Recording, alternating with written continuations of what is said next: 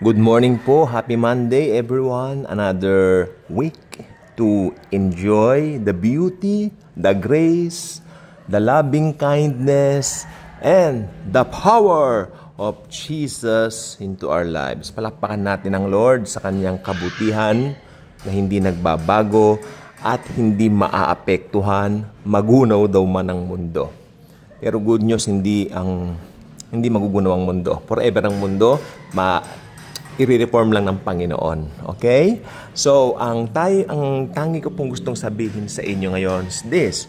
Ang rapture at ang second coming ay dalawang magkaibang event. Sirang plaka na, sirang CD na, bahala kayo. Sabihin nyo sa akin yan. Because talagang nakaka-distract lang minsan nakikita mo dito sa social media. Halatang lito ang ibang mga kapatid sa Panginoon. At wag kayo matatanda na, damatans na, mga 70 plus na. Jesus is coming, kanya sa akin. Nagkita kami sa Chowking, no? Nag-lunch ako sa Chowking. Siyempre, alam niyo naman, sa Chowking. Tapos, yun, kita ko si tita. Ay, tita, long time no hear. Sabi niya sa akin, nakikita mo ba yung mga signs ngayon? Sabi niya, Jesus is coming. Tapos maya-maya nakakabayo siya, darating na. Kanya. Hindi ako kumibo bilang pag-respect kay tita. At, hindi na ako kumibo.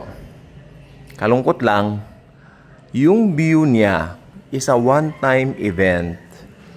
Sa bagay, alam ninyo, hindi naman pumahalaga ang view. Kaya lang napag-uusapan lang din. Kasi ang importante po kung naglagak ka ng tiwala kay Christ, at tinanggap mo naman siya bilang personal mong Panginoon at tagapagligtas dahil sa tinapos niyang gawa sa cross, maliligtas ka at mararapture ka. Nga lang, mas maganda inaral mo na sana para alam mo what to expect. No? I mean, alam mo kung ano yung mangyayari sa'yo bilang believer. Una, mararapture muna to be with Him. That's why sabi nga ni Jesus, I will come again to receive you unto myself. Ayan, sa talata ng aklat ng 1. Tapos, dito po sa Jude 1:14, nakalagay po, ito po yung second coming. Dumarating siya kasamang laksa-laksang mga saints niya. He's coming again together with many saints, no? Ibig sabihin, yung mga saints niya dyan, tayo po mga believers yan. Hindi po maitatanggihan. Wala na pong ibang interpretation. Hindi po pwedeng maging mga angels yan. Dahil mga angels po, hindi po nila lang nakawangis ng Diyos. Okay? Ang Genesis chapter 1 verse 26 is very clear. Lalangin natin ang tao ayon sa ating wangis. Ang Santissima Trinidad, God the Father, God the Son, God the Holy Ghost ang nag-uusap diyan. So, ang kawangis sila mga tao. Okay? So, tayo po ay kalarawan ng Diyos. So, priority ng Diyos tayo. Pero mas priority ni Jesus ang kanyang mga believers. That's why, bago dumating yung kapighatiang hindi na mauulit pa sa daigdig, kukunin niya na ang kanyang church para hindi na dumanas ng tribulation. Alam niyo, marami pa akong vlogs tungkol sa tribulation. Marami pa po. It's so shocking to know what will happen on that day. Abangan niyo po yan, ha? Ito po ay talagang part ng research, part ng yung mga napag-aralan namin dati, ay ang tindi, ang grabe. Parang movie, parang pelikula. Pero mas higit pa sa pelikula.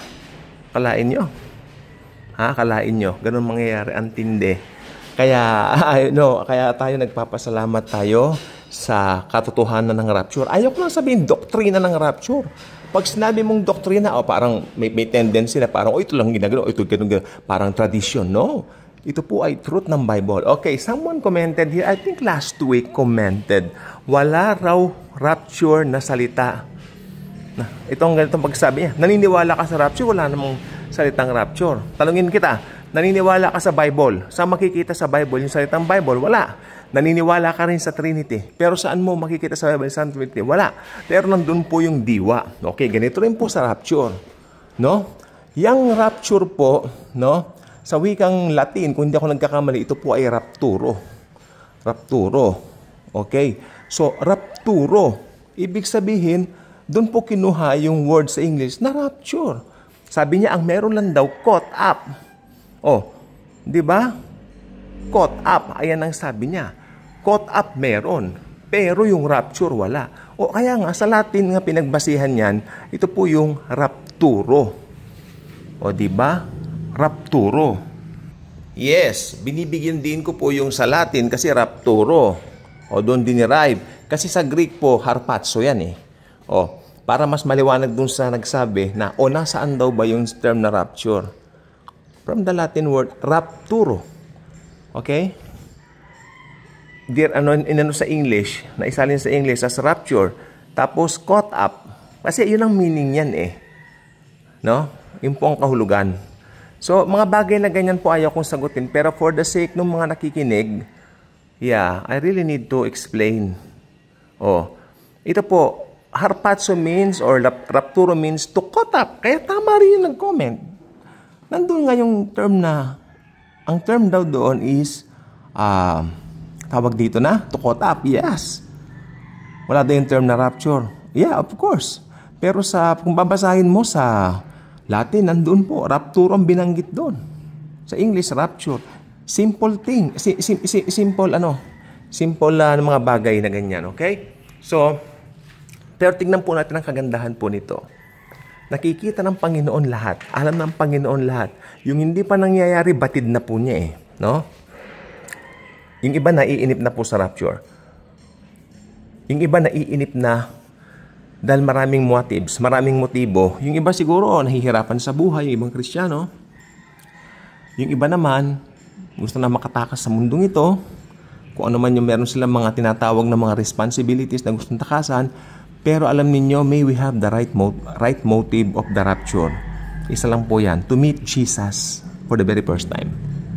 Sana ang pinakamotibo natin is to meet Jesus and to be with Him forever. Yan nawa ang ating motibo. Gusto na nating makaalis sa mundong ito kasi gusto na nating makita si Jesus. I-rapture na po niya tayo. And what a beautiful way of living this earth without dying, right? Kesa naman yung machuchugi ka, matetegi ka, nakahiga ka sa ataol. Pag sinara pa yung ataol, hindi ka na makakahinga. Mahirap huminga pag nakasara yung ataol. O di para hindi mangyari yun, maganda i-rapture na lang tayo ng Lord. Pero sana may we have the right motive. Ang pinakamagandang motibo is to meet Him for the very first time and to enjoy His presence forever and ever. Tandaan po ninyo, right after the rapture, wala nang hiwalayan. Hindi na tayo hihiwalayan ng Panginoon. Ha? Lagi tayong kasama na ng Lord. Dahil maliwanag po dyan sa susunod na event. After 7 years dito, syempre alam na po natin yung mangyayari tungkol sa Antikristo, mga ganyan. So hindi na po natin sasali sa vlog ngayon yan. Alam natin, after that, pupuksain niya ang Antikristo, tapos magse-second coming siya at kasama po tayo. Napansin nyo, bawat event kasama po tayo. And then magre-reign ng Lord Jesus dun sa, anong tawag dito, sa Jerusalem, no? Yan ang kanyang headquarters, pero magre-reign siya sa buong mundo, syempre. At guess who? Tayo po ay kasama rin pong maghaharing kasama niya. Ganyan kabuti ang Lord sa believers niya. Kaya it's a very wonderful thing to know the beauty, okay, the truth about the rapture.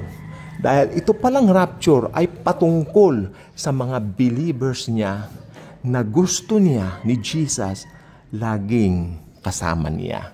Magandang umaga po sa ating lahat at enjoy natin ang mga pagpapala ng Lord today. Kung meron man mga pangit na nangyari the past week, deklara natin, let us declare. Dinideclare natin dahil alam natin ganun na po tayo. We're not declaring para mangyari. You know? Dinideclare natin dahil alam natin we are blessed, mabubuhay tayo ng matagal, no? At lahat ng mga hinihiling natin magmamanifest po ngayon. Hindi po tayo plastic, kailangan natin ng pera. And I declare mamaya, maaayos na namin yung transaction. Papatawag na kami para bayaran, no? Pera. Sabi nga ng kanta ng Aba, money. O, diba? Ganda. So, ayan po ang tama.